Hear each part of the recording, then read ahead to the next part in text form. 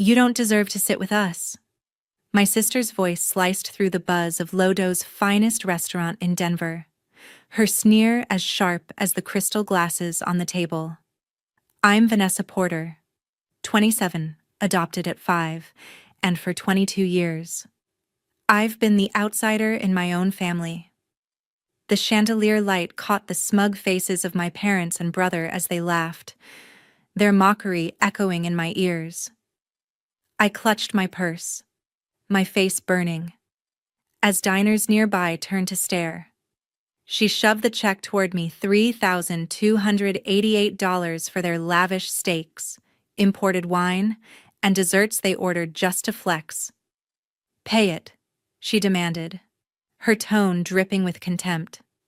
My parents nodded, their eyes cold, while my brother smirked, sipping his wine. I'd spent years swallowing their insults, believing one day they'd see me. But tonight was different. My savings were already stretched thin from my freelance marketing gigs, and this bill would gut me. I reached for my wallet, hands shaking, ready to cave again when a voice cut through the room like ice. Please, just a moment. My grandmother stood at the table's end, her gaze piercing. The restaurant fell silent. She didn't smile, didn't waver, just stared down my family. Before Vanessa pays, she said, her voice steady, I have something to say about my will and the $750,000. My sister's jaw dropped. My parents froze. I felt my heart pound, unsure what was coming, but knowing it would change everything. Let me know where you're listening from. Hit the like button, subscribe, and ring the bell to see how this drama unfolds. You won't believe what happens. Sitting there frozen, memories flooded back. I was 5 when I arrived at the Dunn house in Denver, a scared little girl who'd lost her parents in a car crash. Rita and Howard adopted me, but from day one, it felt like a transaction. They gave me the basement room, cold and drafty, while Nicole and Zachary got sunny bedrooms upstairs. Nicole, at 10, snatched my toys and called me intruder. Zachary, 12, ignored me during family games.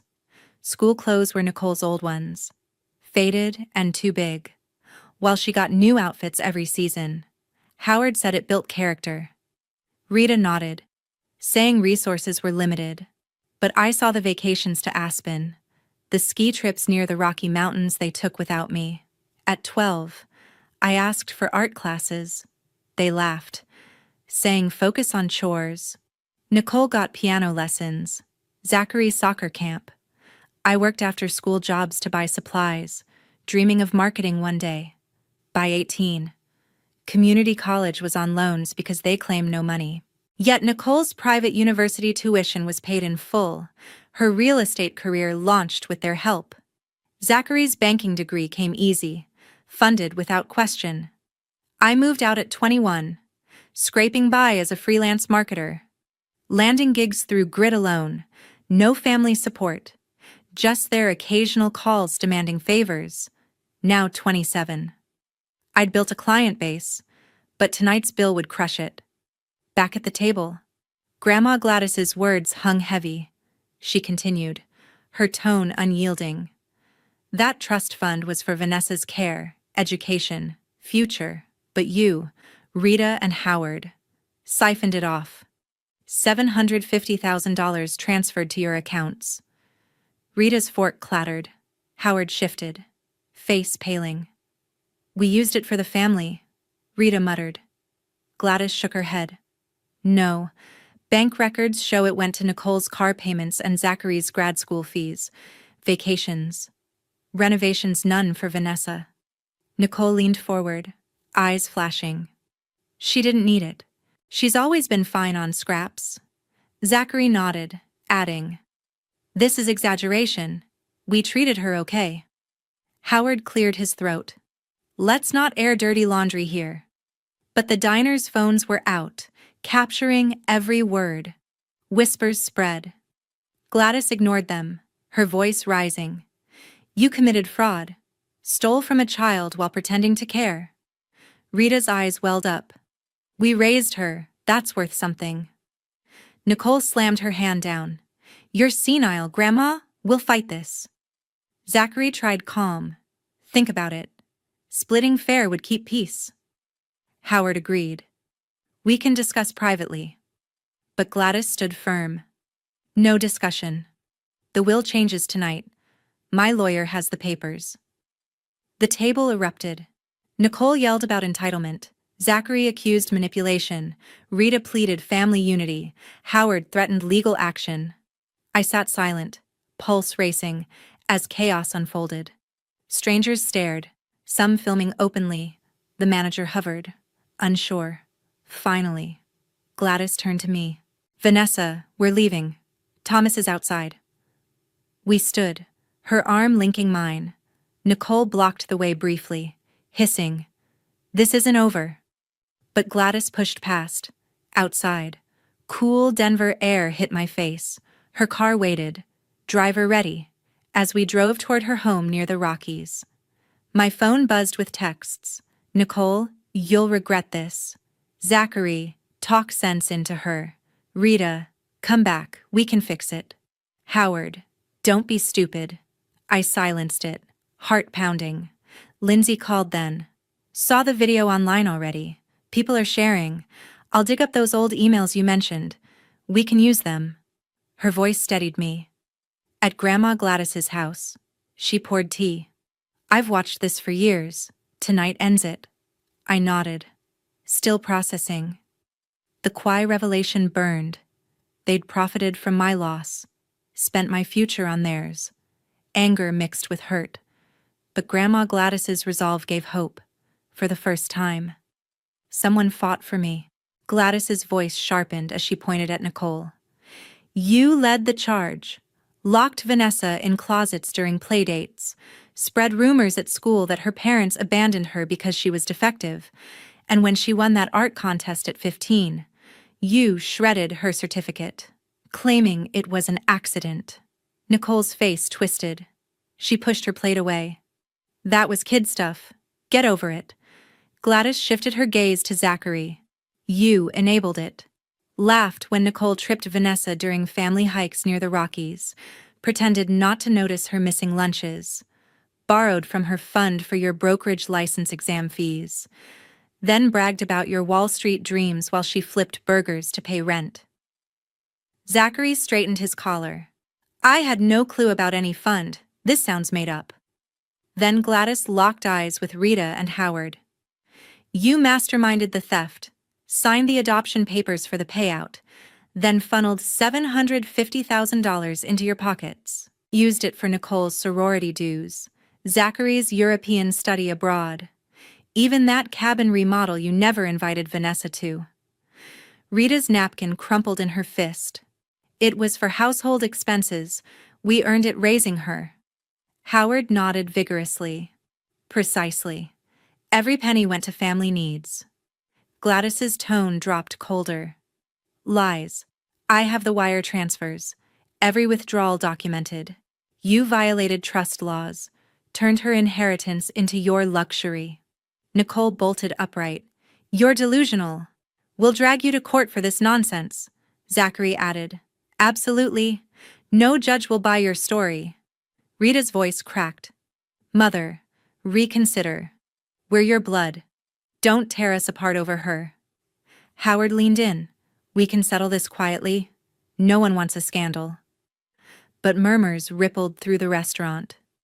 A couple at the next table exchanged glances. Someone pulled out a phone discreetly. The sommelier paused mid-pour, eyes wide. Gladys dismissed their pleas. The wills revised. My holdings labs, patents, accounts all to Vanessa. She's shown strength you lack. Nicole's chair scraped back. She's a leech. You can't rob us for an outsider. Zachary pounded the table lightly. This is coercion. She's poisoned you against us. Rita dabbed her eyes. We tried our best. Flaws don't deserve this punishment. Howard warned. We'll prove incapacity. Your age is showing. Gladys chuckled darkly. Good luck. 3 doctors certified my mind sharp, and I've got affidavits from neighbors, teachers, about your years of neglect. The family traded desperate looks. Nicole's lips quivered. Zachary rubbed his temples. Rita sniffled louder. Howard's jaw clenched. I absorbed it all. A whirlwind of betrayal surfacing. Grandma Gladys reached for her coat. Vanessa, we're done here. Thomas waits outside. We rose. Nicole grabbed my arm briefly. You'll destroy everything. But Gladys steered me forward. The door swung shut on their protests. Denver's evening chill greeted us. Thomas held the car door. As we pulled away, Lindsay's voice came through speaker. The clips everywhere. Comments are slamming them. I'll pull those bank alerts Vanessa forwarded me last year. They tie directly to the transfers. Her assurance cut through my daze. The route climbed toward Grandma Gladys's retreat in the foothills. She squeezed my hand. I've built this case meticulously. Tonight launches the end. I stared at the passing lights. How long have you suspected? She sighed. Long enough to act. And now, with my time short, it's urgent. My breath caught. Time short. Gladys met my eyes. The illness is advanced, months at best, but I'll witness their downfall first. My phone lit up before we reached Grandma Gladys's foothills retreat. Nicole had posted on Instagram from her polished Denver condo, Vanessa's playing victim again. Manipulating our sick grandmother for money. She's no family, just a gold digger. The post racked up thousands of likes in hours, shared across Denver's tight-knit online groups, comments piled on, ungrateful adoptee, stealing from her own family. My chest tightened as strangers tore into me. Zachary jumped in, launching a GoFundMe titled Save the Dunn Family from Injustice. He wrote, "Our grandmother's been coerced. Help us fight for what's right." It raised a few $100s before locals flagged it as suspicious. Rita shared Nicole's post, adding, "We loved her like our own. This hurts." Howard posted a cryptic status, "Family betrayal cuts deep." Their coordinated attacks spread fast, Denver's social media buzzing with my name. I sat on Gladys's couch, scrolling, my hands unsteady. Lindsay's call broke the spiral. "Their posts are backfiring. I've got those bank alerts you sent me last year. Proof Rita and Howard moved money from your trust to their accounts." She'd combed through emails I'd forwarded long ago. Casual mentions from Rita about household funds for Nicole's real estate seminars and Zachary's finance certifications. Lindsay organized them, linking dates to bank transfers. "I'm sending these to your grandmother's lawyer now," she said. "They'll need a court order to pull full records, but this is a start." Her calm focus grounded me. At the kitchen table, Grandma Gladys sipped water, her face pale. "I'm running out of time," she said quietly. "My illness is terminal. I've got months, maybe less. That's why I acted now." My throat tightened. She'd hidden her pain, planning this fight for me. "I can't lose you," I whispered. She patted my hand. "You won't lose what I'm giving you justice." Her lawyer, James, arrived later, reviewing Lindsay's files. "These emails are gold," he said. "They show intent. We'll subpoena bank statements to confirm the $750,000 was misdirected." He pulled screenshots from my old phone, messages where Nicole bragged about her new SUV, paid with family money. Another showed Zachary thanking Rita for covering his CFA exam fees, each tied back to my stolen fund. James nodded. "This builds our case. They'll regret going public." Meanwhile, Nicole doubled down. She commented on her post, "Vanessa's always been jealous. She'll burn through Grandma's money in a year." The backlash grew, but some Denver locals believed her, sharing stories of ungrateful kids.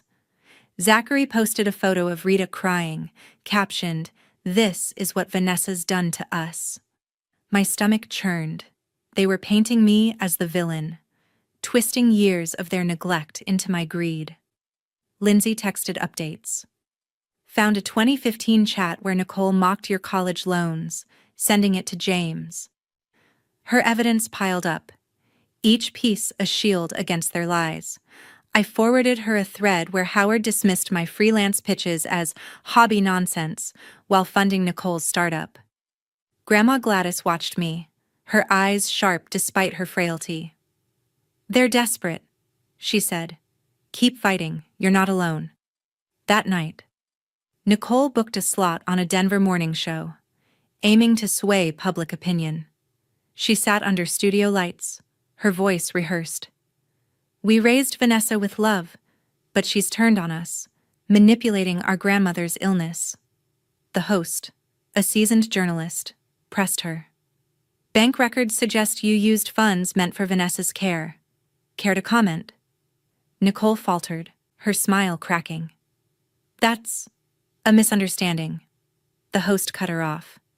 "We've seen the emails, we're not airing this." The interview collapsed, leaked online by a crew member. Comments flooded in. "She's lying. Check the bank records." Denver's online community turned, siding with me. I stared at my phone, relief mixing with exhaustion. Grandma Gladys set her cup down. "They're unraveling. Let them dig their own grave." Her words steadied me. The fight was far from over. But their lies were cracking under pressure. The storm broke the next morning. Nicole went live on Facebook from her Denver loft, her face flushed with rage. "Everyone's buying Vanessa's sob story," she spat, pacing in front of her marble counter. "She's a fraud, fine. We used some of her trust money, but she never needed it. She's been mooching off us forever." The confession slipped out, raw and reckless, within hours. The video hit 500,000 views, shared across Denver's online forums. Comments exploded. She admitted stealing. Fraud on camera. Local influencers dissected her words, calling her out. The tide turned overnight. My phone buzzed with notifications, but I ignored them. Sitting with Grandma Gladys in her study, Lindsay called, her voice steady. "Nicole's done herself in. That livestream is everywhere. I'm bringing the evidence to James today." She'd compiled our email threads, bank alerts, and screenshots, tying the $750,000 to Rita and Howard's accounts. "It's airtight," she said.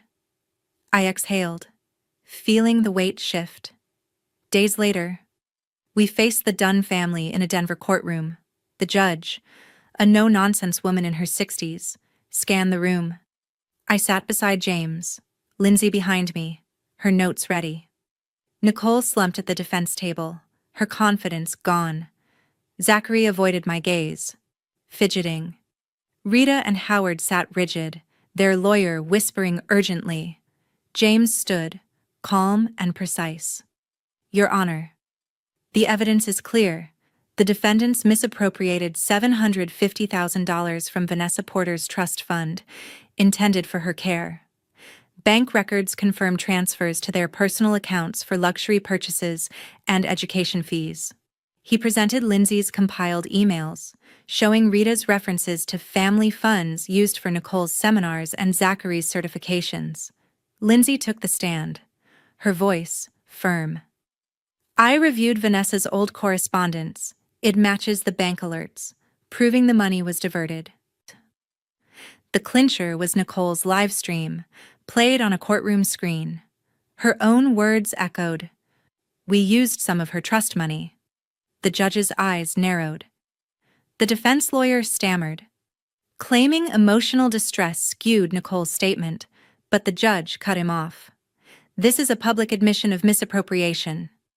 After a brief recess, she delivered the ruling. "The court finds the defendants liable. They must repay $750,000, plus interest and damages, totaling $2.3 million, within 90 days. Additionally, I'm referring Rita and Howard Dunn to the district attorney for potential fraud charges under Colorado law." Nicole gasped audibly. Zachary's head dropped. Rita clutched Howard's arm, her face ashen. I felt no triumph, only a hollow relief. Their empire of lies was crumbling. Outside, James warned me. They'll face felony theft charges. That could mean prison. I nodded, my focus on Grandma Gladys, who'd watched from a wheelchair, her strength fading, back at her foothills home. I helped her settle in her favorite armchair. Her breathing was shallow, her hands frail. "I'm proud of you," she whispered. "You stood tall." Tears stung my eyes. That night, she slipped into a deep sleep. I stayed by her side, holding her hand, as the Rockies loomed dark outside. She passed quietly at dawn, her face peaceful. I sat there, numb, as the reality sank in. The one person who'd fought for me was gone. Her lawyer called later, confirming the will's execution, the estate labs, accounts, properties was now mine. I buried my grief, focusing on her legacy. Meanwhile, the Dunns unraveled. Rita and Howard listed their Cherry Creek home for sale. Unable to cover the $2.3 million, Nicole's real estate clients dropped her. Her reputation trashed after the viral video. Zachary's bank froze his accounts, demanding repayment for his share of the misused funds. They sent frantic texts, begging me to reconsider. But I deleted them unread. Lindsay stopped by, her presence a steady anchor. "You're free now," she said, hugging me. I looked at Grandma Gladys's empty chair, her words echoing. She'd given me more than money, she'd given me justice. 3 weeks passed, and Grandma Gladys was laid to rest. Her funeral was small. Just me, Lindsay, James, and a few of her old colleagues at a quiet Denver chapel. I stood by her graveside, the Rockies looming in the distance, clutching her favorite scarf. She'd left me everything: her pharmaceutical labs, mountain properties, accounts worth $1.2 million. The will's execution was seamless, James confirming every detail. I wasn't ready for the weight of it, but her belief in me pushed me forward. Lindsay squeezed my shoulder. "She'd want you to keep going." I nodded, determined to honor her. Days later, I filed papers for the Gladys Reed Foundation, a nonprofit to support adopted kids facing mistreatment. It offered legal aid, counseling, and scholarships, based in Denver's downtown. Lindsay joined as co-director, her energy relentless. "We'll help kids like you were," she said, sorting through grant applications. The foundation's first case funded a teenager's escape from a neglectful home, covering her tuition. It felt like Grandma Gladys was still with me. Meanwhile, the Dunn family collapsed under their own choices. Nicole's real estate business tanked, clients bailed after her live stream confession spread across Denver's networks. Her husband filed for divorce, citing her toxic behavior, and took their condo in the settlement. She moved into a cramped studio apartment, working as a cashier at a local grocery chain. Her social media went silent, her once glossy posts replaced by bitter silence. Zachary's bank demanded repayment of his share of the stolen trust funds, $575,000. Unable to pay, he sold his low-dough condo and car, moving to a shared rental on the city's edge. He took up delivery driving for Uber Eats, his banking career a distant memory. Rita and Howard faced the worst. Their Cherry Creek home sold at a loss to cover legal fees, forcing them into a rundown apartment in Aurora. The district attorney pressed felony theft charges for misappropriating my trust fund, scheduling their trial for next month. Neighbors who once invited them to barbecues now avoided them, whispering about their downfall. Rita sent me an email, her tone pleading. "Vanessa, we're struggling. Can we talk? We're still family." I deleted it without replying. Howard tried next, leaving a voicemail. "You've got what you wanted, show some mercy." I blocked his number. Nicole showed up at my new office, a modest space near the foundation's headquarters. "You owe us," she hissed, banging on the glass door. Security escorted her out as she shouted about fairness. Zachary's text was softer, almost broken. I didn't know how bad it was for you. Can we meet? I didn't respond. Lindsay caught me staring at my phone. They're trying to claw you back, she warned, handing me coffee. Don't let them. She was right. Their apologies weren't remorse, they were desperation. The foundation grew, securing donors from Denver's tech scene. We expanded to 3 more cases, helping kids relocate to safe foster homes. Lindsay handled logistics, her spreadsheets meticulous. This is what justice looks like, she said, grinning as we signed a new grant. I threw myself into work, learning the ropes of Grandma Gladys's labs. Her former CFO guided me through board meetings, praising my quick grasp. The pain of losing her lingered, but every child we helped eased it. Rita called one last time, her voice shaking. We're losing everything, help us, please.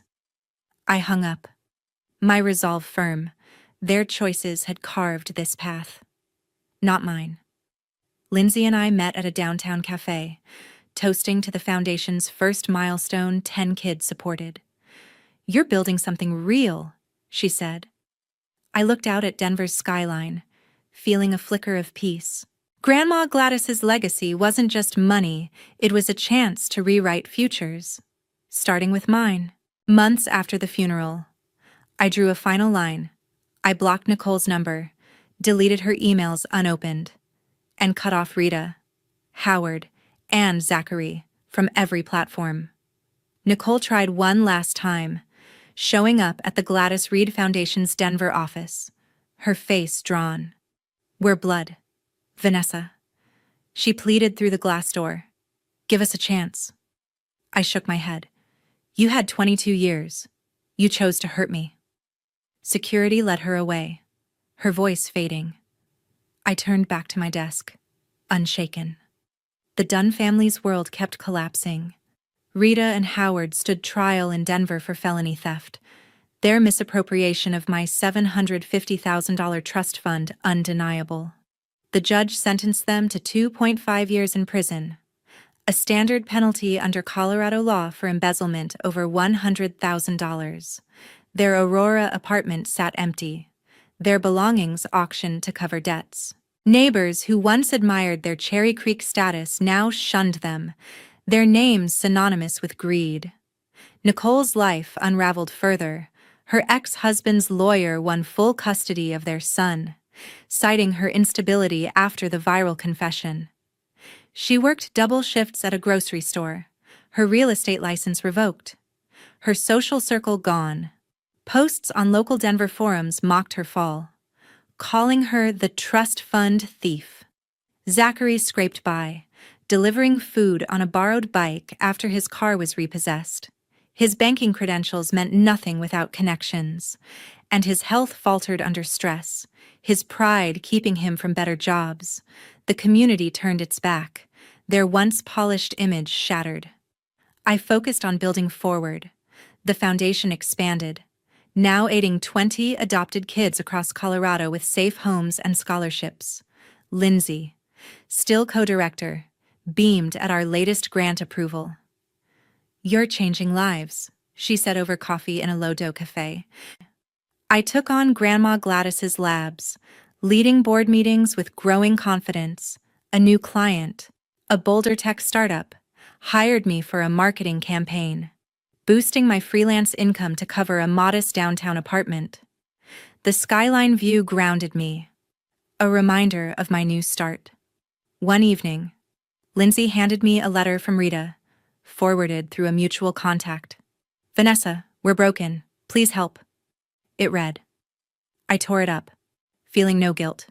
Their choices, not mine, led here. I thought of Grandma Gladys's last words, her belief in my strength. She'd taught me family isn't blood, it's who stands by you. Lindsay did. Gladys had. The Dunns never would. My work became my anchor. The foundation's impact spread. Featured in a local magazine for helping kids escape toxic homes, I spoke at a Denver charity event, sharing my story to inspire others. Justice comes when you stand up, I said, earning nods from the crowd. Lindsay clapped loudest, her grin wide. The Dunns faded from my life, their legacy a cautionary tale in Denver's tight-knit circles. I built a new one, grounded in compassion and resilience. Family isn't what you're born into, it's what you create through kindness and courage. That's the truth I live by now. Have you ever cut toxic family out for good? Share your story in the comments.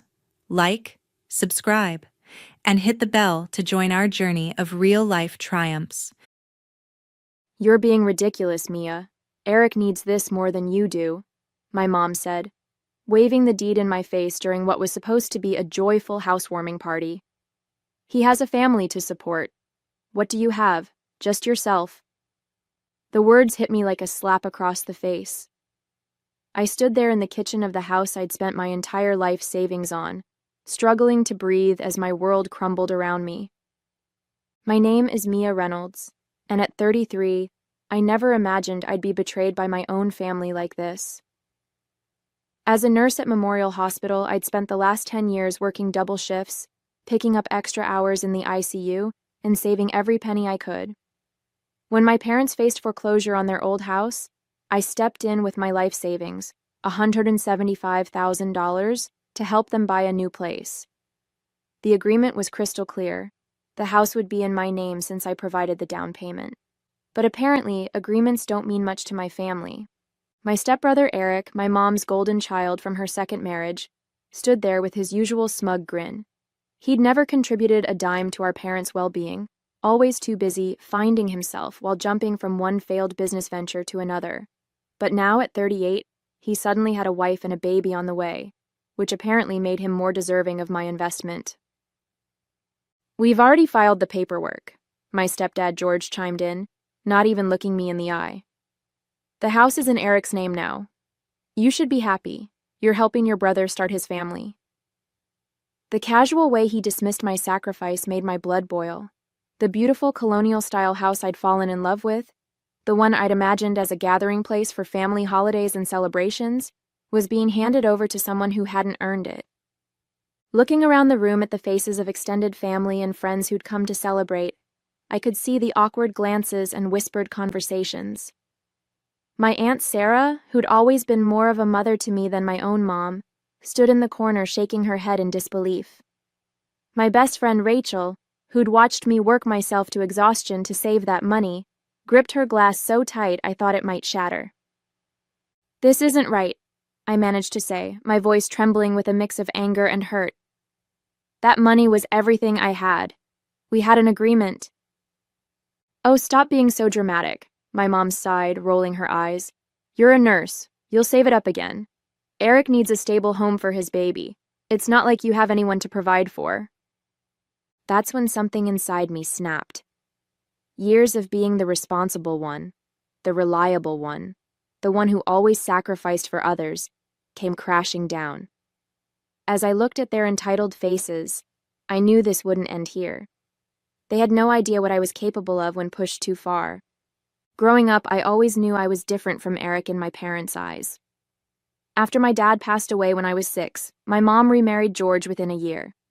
Eric came into our lives like a whirlwind, immediately becoming the center of their universe. While I spent my weekends studying and working part-time at the local pharmacy to save for college, Eric was showered with new cars, expensive clothes, and endless second chances. I put myself through nursing school, working nights as a CNA and taking out student loans that I'm still paying off. Every time Eric's business ventures failed, the car wash, the supplement company, the cryptocurrency investment opportunity, my parents would drain their savings to bail him out. I watched them refinance their house 3 times to cover his mistakes, saying nothing even as I saw their retirement slipping away. When they called me 6 months ago, desperate and in tears because they were about to lose their house, I didn't hesitate. I had been saving for my own place, dreaming of a small cottage with a garden where I could finally put down roots. Instead, I offered them my savings, thinking it would finally prove my worth to them. We spent weeks looking at houses together, and I fell in love with the Colonial on Maple Street. The realtor worked with us to make it happen, and I signed all the preliminary paperwork as the owner. "You're such a blessing, honey," my mom had said back then, hugging me tight. "We'll make this work as a family." I believed her. I wanted so badly to believe her that I ignored the warning signs, the whispered phone calls with Eric, the meetings with their lawyer that I wasn't invited to, the way they delayed the final paperwork. Rachel had tried to warn me. "Mia, get everything in writing," she'd said over coffee one morning. "I don't trust them to do right by you." But I defended them, convinced that even if they favored Eric, they wouldn't steal from me. After all, what kind of parents would do that to their own daughter? The day before the housewarming party, I'd gone to Target and spent hours picking out new decorations for what I thought would be my investment property. I bought fluffy towels for the bathrooms, cheerful throw pillows for the living room, and a welcome mat that read, "Home Sweet Home."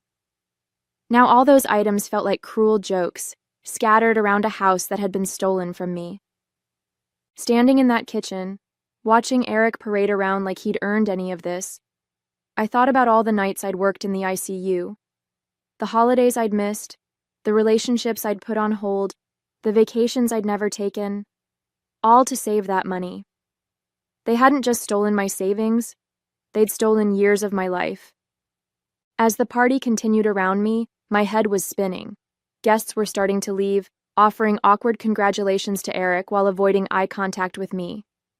I sat alone at the kitchen counter, staring at my phone, when Rachel slid into the seat next to me. "You need to call Marcus," she whispered, referring to her brother who worked as a real estate attorney. "Something's not right about how they transferred the deed. They couldn't have done this legally without your signature." Just then, Eric walked by with his wife Jessica, talking loudly about their renovation plans. "We'll probably gut the kitchen first," he announced, running his hand along the granite countertop I'd helped pick out. "Maybe knock down a wall or two, really make it our own." My stomach lurched. Looking around the kitchen, I noticed the folder of paperwork my parents had shown me when we first made the agreement. It was still sitting on top of the refrigerator where Mom always kept important documents. While everyone was distracted by Eric's grand plans, I quietly grabbed it and slipped it into my bag. "I need some air," I told Rachel, heading for the back porch. Once outside, I pulled out the papers with trembling hands. There it was, the original agreement I'd signed, stating clearly that the house would be in my name in exchange for the down payment. Then I found something else. A letter from their lawyer dated just 2 weeks ago, warning them that transferring the deed without my consent could be considered fraud. My phone buzzed with a text from my mom. "Stop sulking outside. Come back in and be happy for your brother." That was the moment I knew what I had to do. This wasn't just about the money anymore. This was about standing up for myself after years of being pushed aside. With shaking hands, I texted Marcus. "Are you free tomorrow? I need legal help." His response came quickly. "Rachel told me what happened. Come to my office at 9 a.m. Bring all the paperwork you have." Walking back inside, I found my mom and George huddled with Eric in the living room, probably making more plans for my house. They looked up as I entered, their faces a mix of annoyance and dismissal. "Finally decided to stop being dramatic?" my mom asked, raising an eyebrow. I managed a small smile, surprising them. "Actually, I want to thank you," I said calmly. "You've helped me see things very clearly." They exchanged confused looks, clearly expecting more tears or pleading. But I was done pleading, done being the reliable daughter who always came through while getting nothing in return. As I grabbed my purse to leave, I heard Eric laugh and say, "See? She's fine. She'll get over it." I turned back one last time. "No, Eric, I won't get over it. But you'll wish I had." The next morning, I sat in Marcus's office clutching a coffee cup to steady my nerves. He reviewed the documents spread across his desk, occasionally making notes and shaking his head. After what felt like hours, he looked up at me with a slight smile. "Mia, they really messed up here," he said, holding up the lawyer's warning letter. "The deed transfer isn't just questionable, it's fraudulent. You provided the down payment, signed the initial paperwork, and there's clear documentation of the agreement. They can't legally give away a house that was meant to be yours. But they already did, I replied, my voice cracking. The deed is in Eric's name. A fraudulent transfer can be reversed, Marcus explained, reaching for his phone. And I've got a friend at the DA's office who would be very interested in this case. What they did could actually result in criminal charges. My heart raced at his words. Criminal charges? I don't want my parents to go to jail. Even after everything, the thought of them in legal trouble made me hesitate. Listen to me, Marcus said firmly. They stole $175,000 from you. That's grand theft. They committed fraud. And from these bank statements, it looks like they might have forged your signature on some documents. They're counting on you being too nice to fight back. He was right. My whole life, they'd counted on me being the understanding one, the one who would sacrifice without complaint. While we talked, my phone kept buzzing with texts from my mom, alternating between guilt trips and demands that I stop being childish. What do you want to do? Marcus asked, watching me carefully. I took a deep breath. I want my house back, and I want them to understand they can't treat me like this anymore. Marcus nodded and started typing on his computer. I'm filing an emergency injunction to prevent them from making any changes to the property. Then we'll proceed with legal action to void the transfer. They'll be served with papers by tomorrow. As I left his office, I felt lighter somehow. For the first time since the housewarming party, I wasn't crying or shaking. Instead, I felt a strange sense of calm. I drove to work for my evening shift in the ICU, and halfway through, my phone exploded with notifications. Eric had called 7 times. My mom had called 12 times. There were dozens of text messages, ranging from angry to panicked. The last one from Eric made me smile. What the hell did you do? I silenced my phone and focused on my patients. Let them panic for a while. Let them feel a fraction of the anxiety they'd caused me. Tomorrow, they'd learn exactly what happens when you push the nice daughter too far. The next morning, chaos erupted. I was getting ready for my shift when Rachel called to tell me my mom and Eric were making a scene outside my apartment. Sure enough, when I looked out my window, there they were, Eric pacing back and forth while my mom banged on the building's front door. You have to stop this, my mom shouted when I finally went downstairs. This will tear our family apart. That's rich, I replied, surprisingly calm. You didn't worry about tearing the family apart when you stole my life savings. Eric stepped forward, his face red with anger. You're being ridiculous. I have a baby on the way. What were you going to do with that house anyway? Live there alone with your cats? Actually, I said, pulling out my phone, I have the proof of our original agreement right here. Want to see the letter from your lawyer warning you this was illegal? Or should we talk about the documents where someone forged my signature? The color drained from their faces. My mom grabbed my arm, her voice dropping to a whisper. Honey, we can work this out as a family. There's no need for lawyers. I gently removed her hand. We stopped being a family the moment you decided my life savings meant nothing to you. The DA's office has copies of everything now. So unless you want this to get worse, I suggest you talk to your lawyer about reversing the deed transfer. You'd send your own mother to jail? She gasped, tears welling up in her eyes. The same tears that had worked on me so many times before. No, Mom, you might send yourself to jail. I'm just standing up for myself. Eric started to say something, but his phone rang. It was his wife, Jessica. I could hear her panicked voice through the speaker as she told him the police were at their house, their actual house, with questions about the deed transfer. They left quickly after that, hurrying to deal with the unfolding disaster. Rachel, who had been watching from her car to make sure I was safe, came over and hugged me.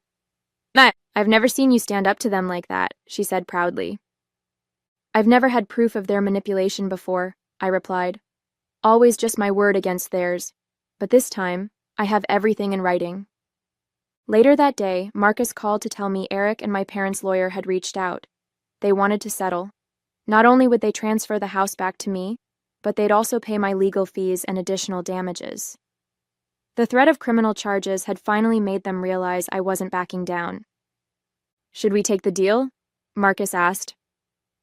"Yes," I said firmly. "But I want them to sign something else too, a statement admitting exactly what they did. They don't get to pretend this never happened." 2 weeks later, I sat in Marcus's office as my parents and Eric signed the papers. The deed was being transferred back to me, along with a settlement that included my legal fees and an additional $50,000 in damages. But more importantly, they were signing a notarized statement acknowledging their attempt to defraud me. My mom couldn't stop crying, dabbing at her eyes with a tissue while George stared at the floor. Eric looked like he'd aged 10 years, the smug grin replaced by a clenched jaw. His wife Jessica had left him after discovering he'd been hiding their own financial troubles. Apparently, the house theft was just the tip of the iceberg. "I need all parties to sign here," the notary said, pointing to the final page. One by one, they signed. When it was my turn, my hand didn't shake at all. "I hope you're happy," Eric muttered as he stood up. "You've ruined everything." "No," I replied calmly. "You ruined everything when you decided to steal from me. I just made it right." They filed out of the office, my mom trying one last time to catch my eye. I turned away. The time for guilt trips and manipulation was over. Marcus handed me the new deed with a smile. "Congratulations, the house is officially yours." But I had one more surprise for them. "Actually," I said, pulling out another set of papers, "I'd like to sell it." My family had already spread the word about their misunderstanding with the house, trying to save face with relatives and friends. They didn't know I'd received an offer from a developer who wanted to turn the property into apartments. The offer was well above market value. "They'll be furious when they find out," Rachel said later as we celebrated at our favorite coffee shop. "They thought you'd let them stay there." "That's exactly why I'm selling," I replied. "They need to understand they have no power over me anymore." The next day, I signed the papers to sell the house. The developer was thrilled, my real estate agent was thrilled, and I was finally free. The profit from the sale, combined with the settlement money, meant I could buy my dream cottage with a garden and still have savings left over.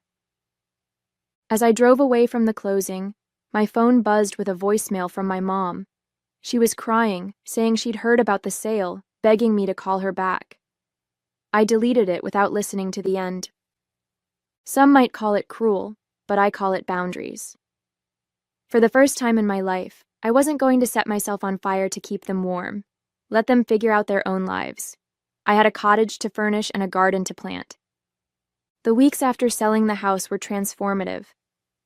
I found a charming cottage just outside the city, with a wraparound porch and enough yard space for the garden I'd always dreamed of. Rachel helped me move in, and together we painted the walls in soft, peaceful colors. Nothing like the bold schemes my mom had always insisted were proper for a family home. My phone still lit up regularly with messages from family members. Some were angry, calling me selfish for selling the house without giving my parents a chance to figure something out. Others tried guilt trips, telling me my mom cried herself to sleep at night. My Aunt Sarah was the only one who stood by me, telling the others they should be ashamed for what they'd done. "I ran into your mom at the grocery store," Sarah told me over Sunday brunch. "She was telling everyone who would listen about how ungrateful you are, but most people know the truth now. That statement you made them sign has made the rounds." I smiled, thinking about how the narrative had shifted. No longer was I the difficult daughter who wouldn't help her brother. Now I was the hardworking nurse whose family had tried to steal her savings. My mom's attempts to play victim weren't working anymore. Eric and Jessica officially separated, and he moved back in with our parents. I heard through the grapevine that he was working as a sales clerk at an electronics store, his first real job in years. Sometimes I drove past their rental house on my way to work, a modest place, nothing like the home they'd tried to steal from me. It didn't bring me joy to see them struggling, but I felt a sense of justice. At work, things were looking up too. Once I stopped letting my family drain my energy and resources, I was able to focus on my career. I applied for and got a promotion to charge nurse, which came with better hours and a significant pay raise. My colleagues noticed the change in me. I smiled more, stood up for myself in meetings, and no longer accepted all the holiday shifts just because others had real families to spend time with. One evening, as I sat on my porch watching the sunset and planning my garden, my mom's number flashed on my phone. Instead of the usual anxiety, I felt nothing but calm as I declined the call. Later, I listened to her voicemail. She was asking if I would help Eric with rent money, since things were so hard for him right now. I deleted the message and went back to my gardening catalog. I'd ordered seeds for tomatoes, cucumbers, and my favorite, violets. The flower beds were already prepared, the soil rich and waiting for new life. In a way, it felt like a metaphor for my own life. I'd cleared out the weeds of toxic relationships and was ready to grow something beautiful. Rachel often joked that I should write a book called How to Stop Being a Doormat in 3 Easy Steps. Maybe she was right. All it took was losing my life savings, standing up to my family, and finally putting myself first. Simple, really. 6 months after selling the house, my life had settled into a peaceful rhythm.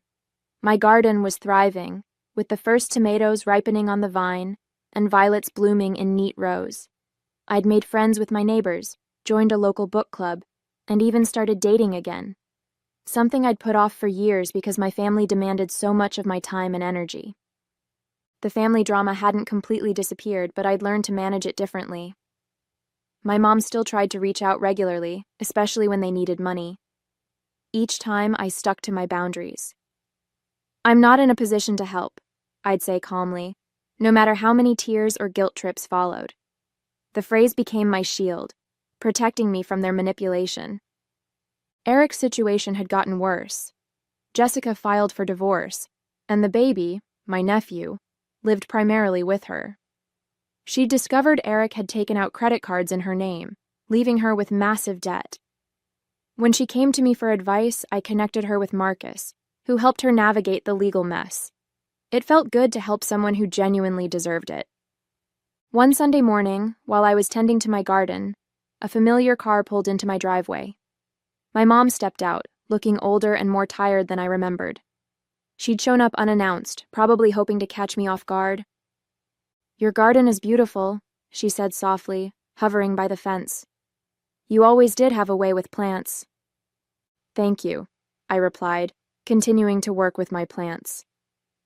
"But you shouldn't be here without calling first." I know. I miss you, honey.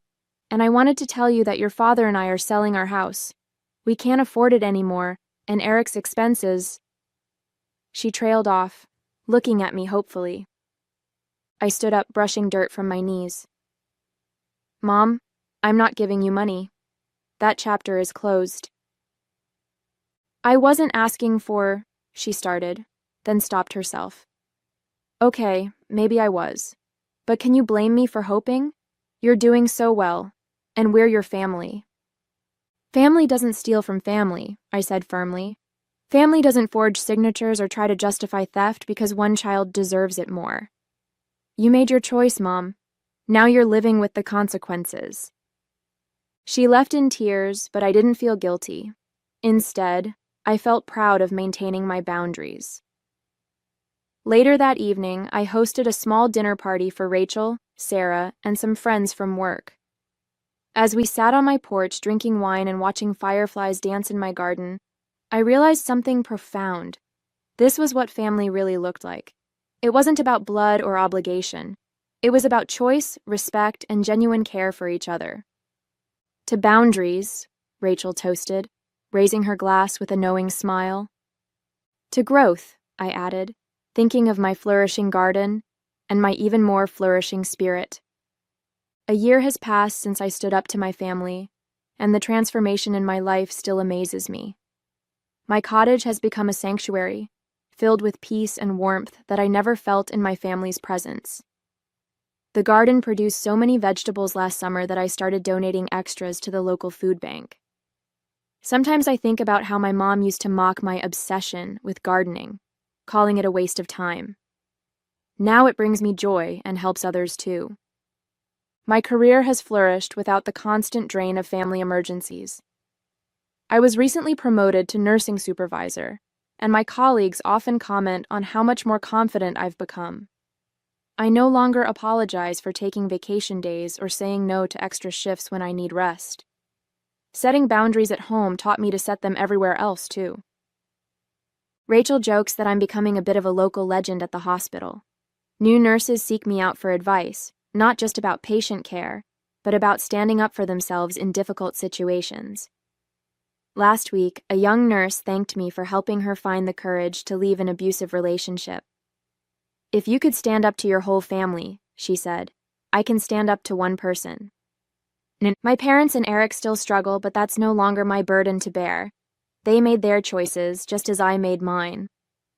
Sometimes the kindest thing you can do for people, and yourself, is to let them face the consequences of their actions. It's not about revenge anymore. It's about growth and self-respect. The money they stole was just money, but what I gained by standing up to them was priceless. My freedom and self-worth. The other day, I found an old photo of my family at the housewarming party, taken just before everything fell apart. Looking at their smug faces, I realized I don't feel angry anymore. Instead, I feel grateful. Their betrayal pushed me to become someone stronger, someone who values herself enough to walk away from toxic relationships, even when they're wrapped in the package of family. My garden is starting to bloom again this spring. Sarah visits often, bringing her grandchildren who love helping me plant new flowers. Rachel and I have our weekly coffee dates where we laugh about how far I've come from the person who used to answer every demanding phone call from my family. Even Jessica brings my nephew over sometimes. She says the garden has a healing effect on her too. Life isn't perfect, but it's authentically mine now. I've learned that sometimes the best revenge isn't about getting even. It's about getting better. Every flower that blooms in my garden, every peaceful evening on my porch, every boundary I maintain is a reminder that I chose myself, and I do it all again in a heartbeat.